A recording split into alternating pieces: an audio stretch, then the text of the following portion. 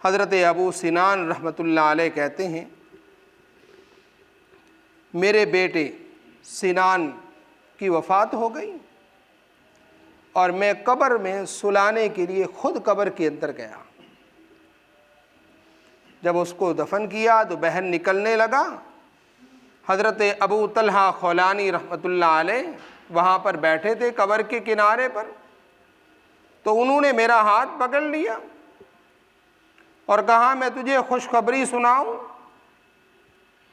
میں نے کہا ضرور سنائیے خوشخبری۔ تو حضرت ابو طلحہ خولانی رحمۃ اللہ علیہ نے سند کے ساتھ حدیث بیان کی۔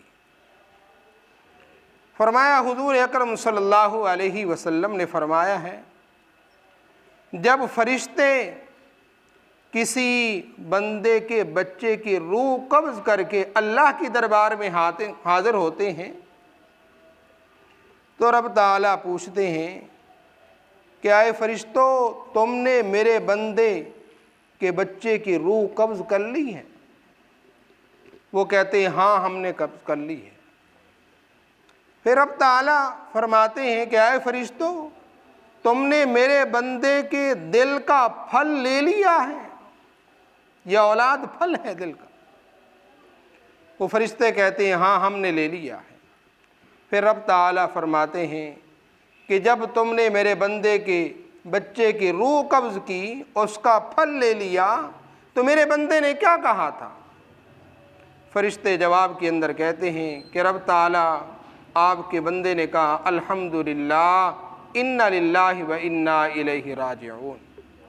رب تعالیٰ فرماتے ہیں اے فرشتوں جنت کے اندر اس کا ایک مکان بناؤ جس کا نام بیت الحمد رکھو، کہ جب بھی میرے بندے کے اوپر کوئی مصیبت پریشانی آئی تو اس نے فوراً میری تعریف کی، الحمدللہ تعریف کی ہے، لہذا اس کے لیے جنت میں ایک مکان بنا کر اس کا نام بیت الحمد رکھ دو۔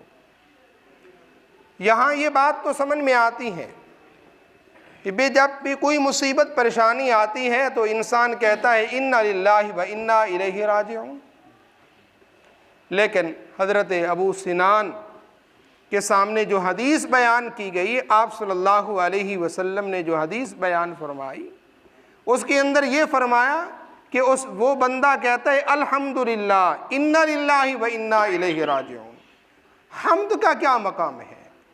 ہم تو کسی نعمت کے اوپر ہوتی ہے، کوئی نفع ہو اس کے اوپر آدمی تعریف کرتا ہے، یہ تو بیٹے کی رخصت کے اوپر بھی الحمدللہ کہہ رہے ہیں۔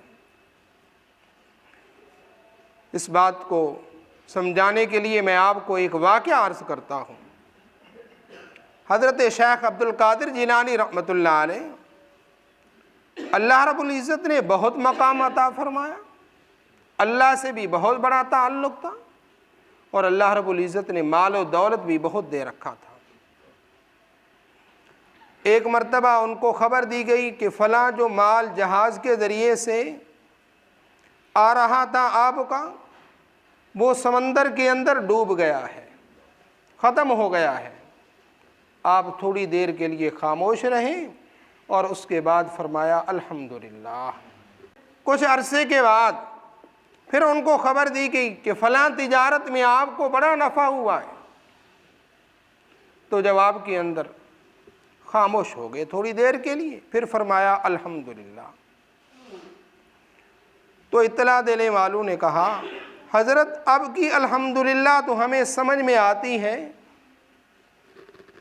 جو پہلے آپ نے نقصان کے اوپر، مال کے غرق ہونے پر، ختم ہونے پر جو الحمدللہ پڑھی تھی وہ ہمیں سمجھ میں نہیں آتی۔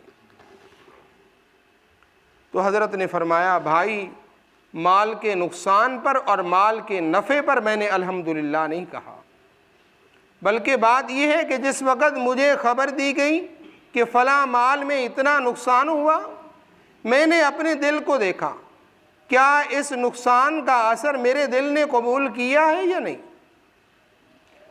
تو اس نقصان کا اثر میرے دل نے قبول نہیں کیا تھا، اس لیے میں نے الحمدللہ کہی۔ اب جب نفع کی خبر دی گئی تو میں نے اپنے دل کو دیکھا، کیا اس میرے دل نے اس نفع کا اثر قبول کیا یا نہیں کیا؟ تو میرے دل نے اس نفع کا بھی اثر قبول نہیں کیا، اس پر میں نے الحمدللہ کہا۔